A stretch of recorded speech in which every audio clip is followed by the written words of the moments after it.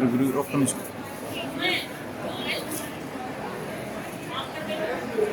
శ్రీమాత్రే నమః. యో దేవస్య పితాస్మాకం ధియో ధర్మాధిగోచరాః ప్రేరయేత్తస్య యద్భర్గస్తద్వరేణ్యముపాస్మహే. ఈరోజు ఇంద్రకీలాద్రి మీద వేంచేసి ఉన్న కనకదుర్గాంబ గాయత్రీ స్వరూపంతో మనకు దర్శనమిస్తూ ఉన్నారు. గాయత్రి అంటే రక్షణ శక్తి అని అర్థం. గాయంతం త్రాయతే ఇది గాయత్రి, రక్షించే స్వరూపం గాయత్రి. ప్రపంచానికి అంతటికీ కూడా పరిపూర్ణమైనటువంటి సంరక్షణను ప్రసాదిస్తుంది. వేదమాత సమస్త మంత్రములకు కూడా మాతృమూర్తి ఆమె. గాయత్రి నుండే వేదశాస్త్రములన్నీ కూడా ప్రవర్తించినాయి. అటువంటి ఈ గాయత్రి ఈ సకల సృష్టికి మూలమైనటువంటి బ్రహ్మ తేజస్సు.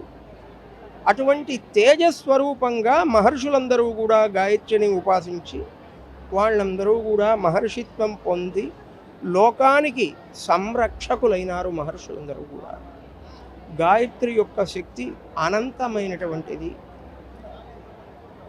అటువంటి గాయత్రి స్వరూపంతో పంచముఖములు, దశహస్తములు, ప్రతిముఖమునందు 3 నేత్రములు, శిరస్సున చంద్రకళ కలిగి అమ్మవారు దర్శనమిస్తారు.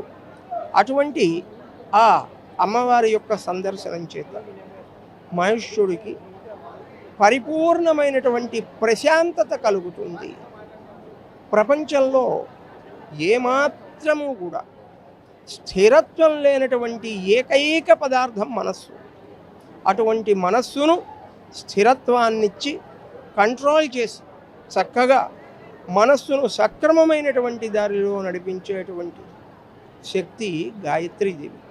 అందుకని గాయత్రి సందర్శనం వల్ల అందరూ కూడా ఎప్పుడూ కూడా శాంతి సౌఖ్యాలతో వైభవంతో తొలతూగుతూ మనస్సు సక్రమమైన స్థితిలో ఉండి అన్ని పనుల యందు కూడా అఖండమైనటువంటి విజయం పొందుతారు.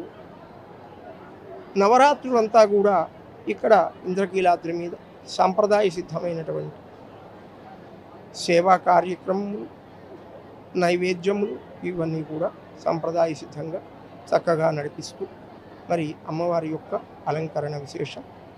అమ్మవారు చక్కగా విశిష్టమైనటువంటి రూపంతో మనకు దర్శనమిస్తారు. అటువంటి అమ్మవారిని దర్శించి అందరూ కూడా క్షేమం పొందగలరు. సార్, అయితే ఈసారి 11 రోజులు కూడా నవరాత్రులు కొనసాగుతున్నాయి. దాని యొక్క విశిష్టత? తిథులు హెచ్చుతగ్గులు నడుస్తూ ఉంటాయి. ఆ కారణం చేత నవరాత్రులు ఒకప్పుడు 9 రోజులైనటువంటి నవరాత్రులు 10 రోజులు, అలాగే మరి ఒకప్పుడు 8 రోజులు ఇలా నడుస్తూ ఉంటాయి. కాబట్టి ఈ సంవత్సరం తిథుల యొక్క తేడాలను అనుసరించి ఒకరోజు ఎక్కువ ఏర్పడ్డాయి నవరాత్రులు. ఆ కారణం చేత ఇన్ని రోజులు కూడా అమ్మవారిని మనం సేవించుకునే అవకాశం వచ్చింది. శ్రీమాత్రే.